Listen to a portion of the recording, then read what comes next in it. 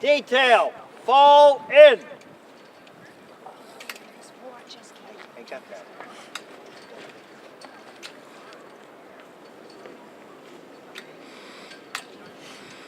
Stand at ease. Welcome to Milk Row Cemetery on the 100th anniversary of the war to end all wars, World War I and Veterans Day. We are honored here to be able to present a testimonial wreath at the 1863 monument to the Civil War veterans and all veterans and the British soldier, unknown British soldier killed during the American Revolution. We are further honored by having Matthew McConaughey, Alderman for Ward 1. Matthew, can raise your hand. Let everybody know you're here. Over here. Over here, there he is. And we have Alan Bingham, the head of the Preservation and Conservation Commission. Alan? First, I'd like to introduce you Barbara Magnum, the head of the Somerville Historical Society, to tell you what the city and you, the taxpayer, has done to help preserve this cemetery. Barbara Magnum, please.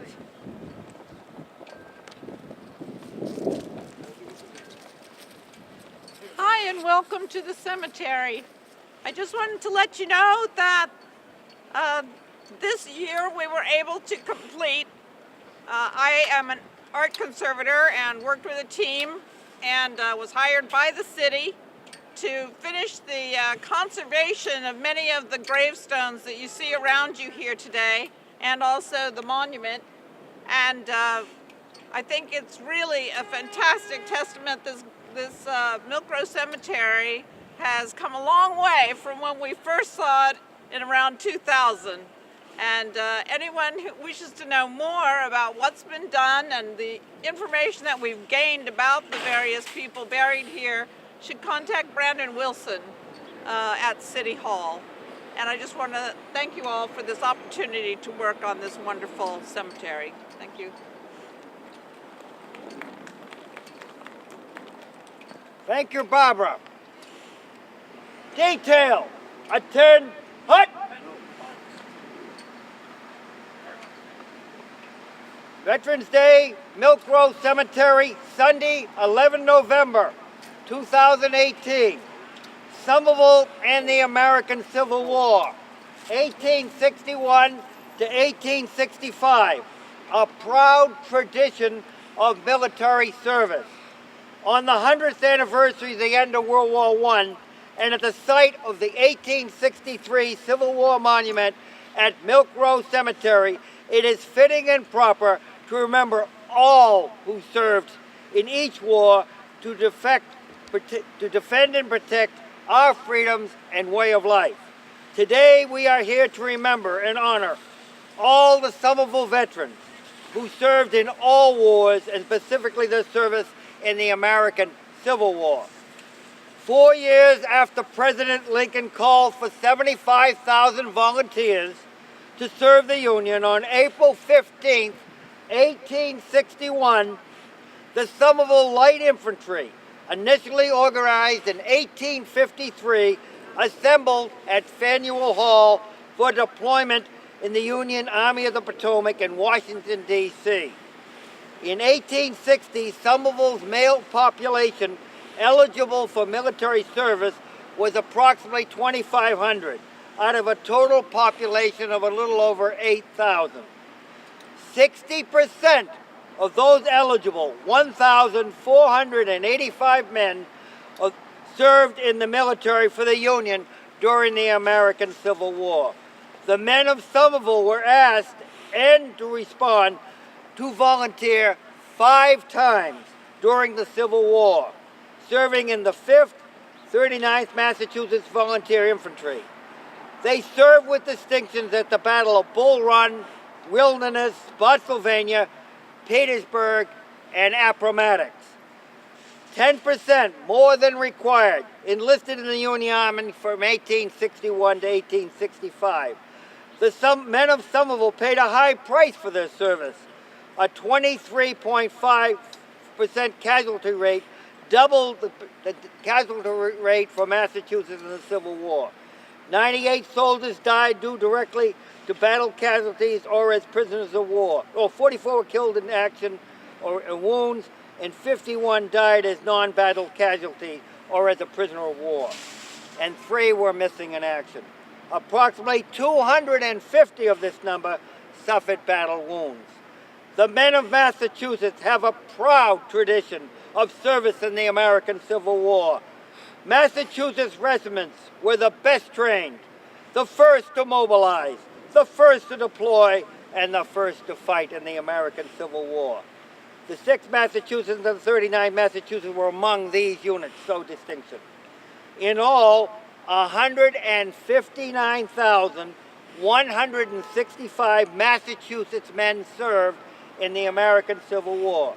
Although Massachusetts did not have a large population as other states, yet 6 in number of troops furnished. A mark of devotion to our servicemen, Massachusetts soldiers and sailors suffered 12% of the total casualties of the Civil War. The Somerville residents from the start felt there was a need to erect a monument fitting for the sacrifice and service of the men of Somerville, and were making in defense of the Union. In 1861, the only burial ground was the Somerville Milk Grove Cemetery. Enoch Robertson, locksmith and builder of the roundhouse on Atherton Street, donated his cemetery plot in Milk Grove Cemetery for the proposed monument. This monument, erected under the supervision of the Military Committee of the Somerville Light Infantry, was paid for by private contributions and funds contributed by citizens of said company. No federal or state funds were used. It was constructed by Charles E. Hall and Park Hall and was dedicated 155 years ago in July 1863.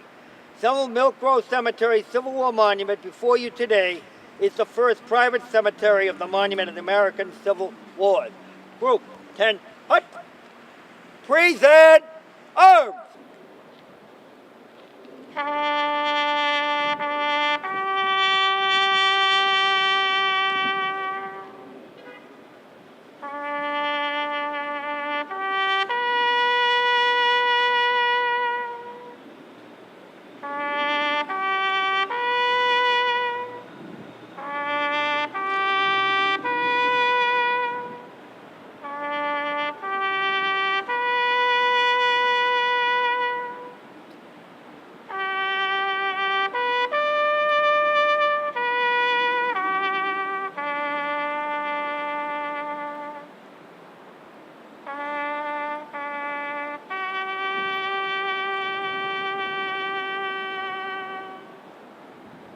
Order! Out! This concludes the first part of the cemetery. Soldiers will fall out on my command and reassemble for the honor of the British soldier in the remembrance ceremony. Fall out.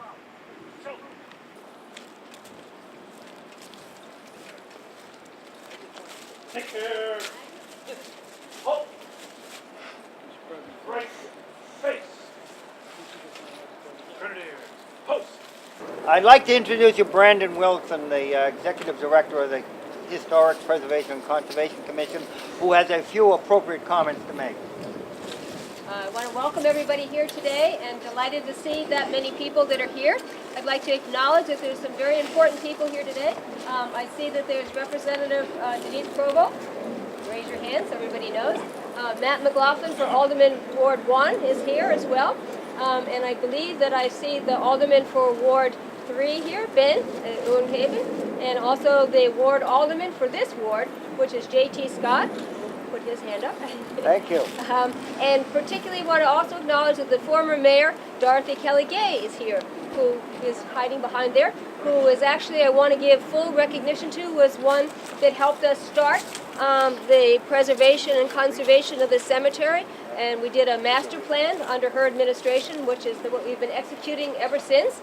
And as Barbara Mangum described before, for those that were not here before, we just finished doing a major restoration, repair, and resetting of the grave markers. And the Civil War monument, I'm sure you can all observe, is been very much cleaned up and brought back to its original gracefulness. And this is through a CPA grant that we got from the city of Somerville that we are very fortunate to have.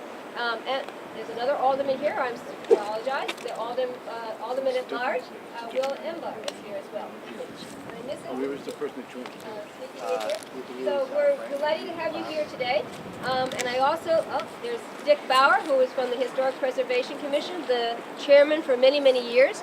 And I want to make sure to invite everybody to the next historic event that we have here in the city of Somerville, which is the flag raising, the first flag raising atop Prospect Hill. It's on January 1st, as it always is, to commemorate the original time that was done.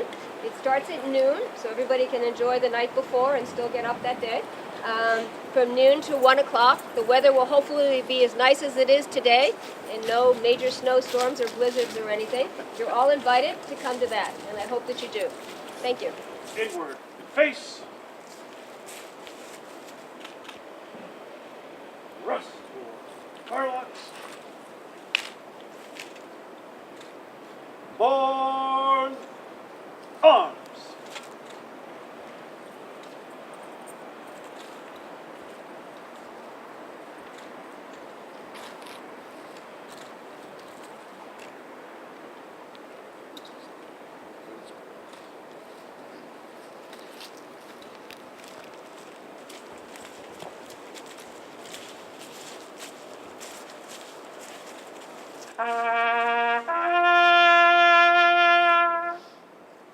Present arms.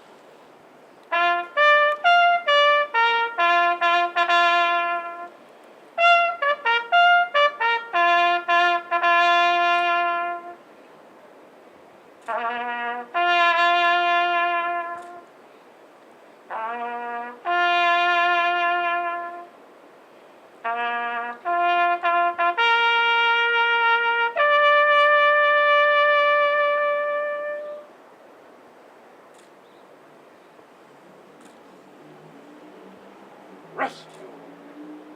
Violence.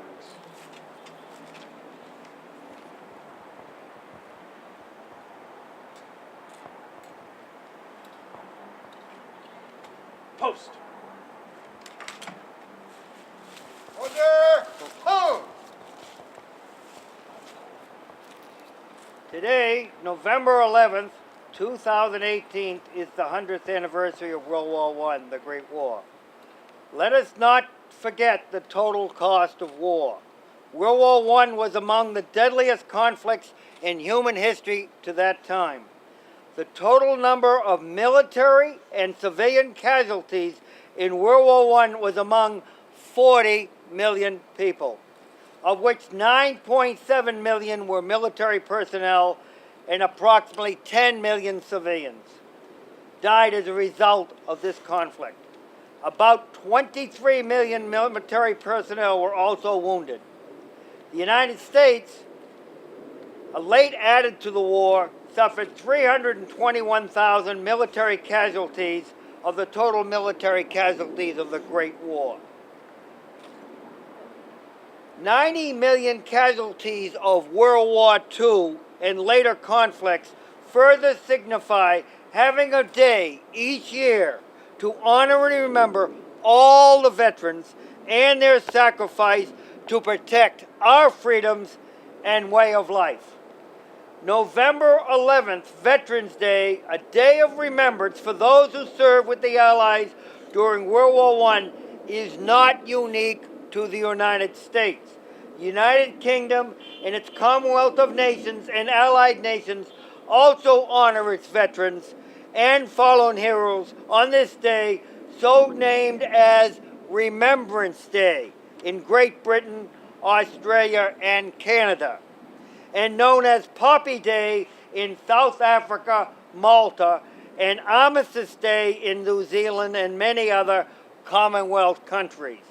It is a day to commemorate the sacrifice of all veterans and civilians in World War I, World War II, and other wars, and is observed specifically on the 11th of November. To recall the day the guns fell silent at the conclusion of World War I. The Remembrance Observance is specifically dedicated to members of the armed forces who were killed during war and was created by King George V of the United Kingdom on the 7th of November, 1919. The date and remembrance ceremonies, the 11th hour of the 11th day of the 11th month, reflects the signing of the armistice between the Entente Allied powers and the Central Axis powers, bringing about an end of hostilities to war to end all wars.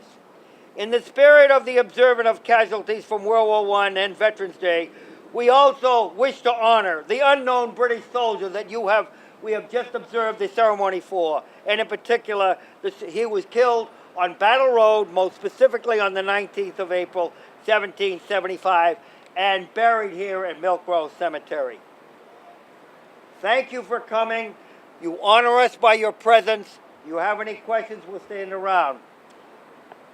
Detail, 10, hut, dismissed. Thank you very much.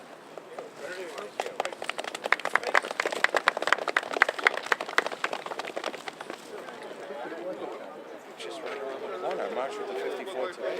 I don't know. We should do it. I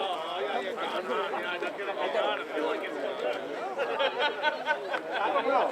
Then they got a mask. They got a mask. Mask where? Yeah, they got the veterans mask. They now. Hey, listen, how does this work?